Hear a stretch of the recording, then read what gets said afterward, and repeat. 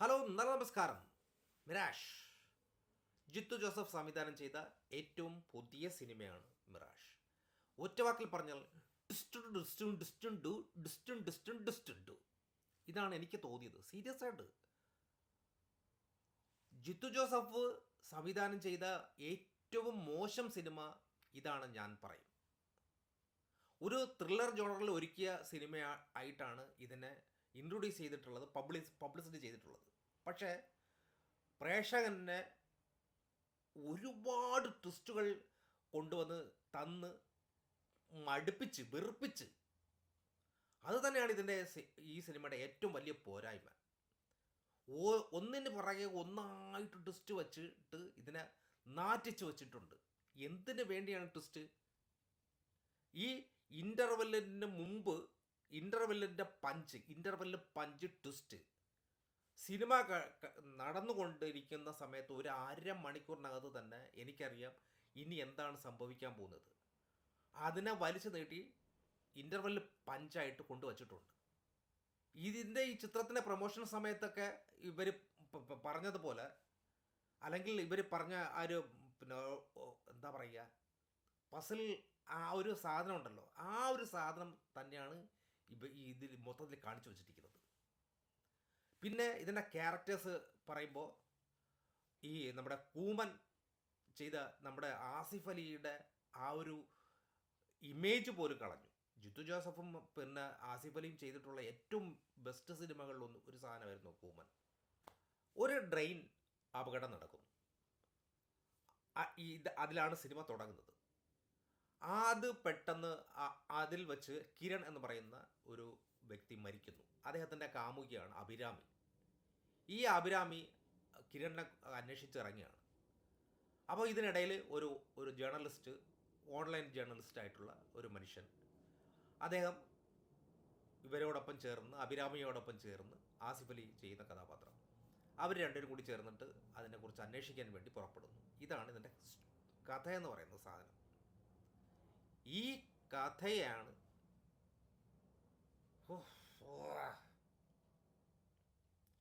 ശ്രീനിവാസ് അബ്രറിനൊപ്പം നമ്മുടെ ജിത്തു ജോസഫും കൂടി ചേർന്നിട്ട് തിരക്കഥ എഴുതി കച്ചടയാക്കി വെച്ചിട്ടുണ്ട്. ട്വിസ്റ്റുകളുടെ അതിപ്രസരത്തിൽ ശരാശരിക്ക് താഴെ അനുഭവം മാത്രമാണ് എനിക്ക് ഈ സിനിമ നൽകിയിട്ടുള്ളത്. ഒട്ടും കൺവിൻസിങ് അല്ല. അവസാനത്തെ ക്ലൈമാക്സ് മാത്രമാണ് ഏതെങ്കിലും തരത്തിലുള്ള ഒരു ഫീൽ എനിക്ക് കിട്ടിയത്. ബാക്കി എല്ലാ ട്വിസ്റ്റും വെറുപ്പിച്ച്. ചിത്രത്തിൻ്റെ പ്രൊമോഷൻ സമയത്ത് ഈ ജിത്തു ജോസഫ് പറഞ്ഞ പല കാര്യങ്ങളുണ്ടല്ലോ, അത് തന്നെയാണ് എനിക്ക് ഈ സിനിമയിൽ തോന്നിയത്. അദ്ദേഹം തള്ളി മറിക്കുകയായിരുന്നു ചെയ്തത്. പക്ഷേ സിനിമയിൽ അതിനകത്തൊന്നുമില്ലായിരുന്നു. എന്തിനു വേണ്ടിയാണ്? അതോടൊപ്പം തന്നെ ആസിഫ് അലിക്ക് ഇതിൽ സ്ക്രീൻ സ്പേസ് എന്ന് പറയുന്നൊരു സാധനമില്ല. അപർണ ബാലമുരളിയാണെങ്കിൽ വെറുപ്പിച്ച്. അതോടൊപ്പം തന്നെ തമിഴിൽ നിന്ന് സമ്പത്താണെങ്കിൽ ഒന്നില്ലെങ്കിൽ അതേ ഒരു പോലീസ് ഉദ്യോഗസ്ഥനല്ലേ, ഇത്രയും നല്ല ഒരു ഹൈ ഇതിൽ റാങ്കിലിരിക്കുന്ന ഒരു മനുഷ്യനല്ലേ. അപ്പോൾ അദ്ദേഹം എന്താണ് പറയേണ്ടത്? ഇദ്ദേഹത്തിൻ്റെ തിരക്കഥ മൊത്തത്തിൽ കച്ചടയായിരുന്നു. അത് തന്നെയാണ് ഇതിൻ്റെ പ്രശ്നവും. പിന്നെ ശരവണൻ, അദ്ദേഹത്തിൻ്റെ പ്രകടനവും ശരാശരി, അതിനപ്പുറം ഒന്നുമില്ല.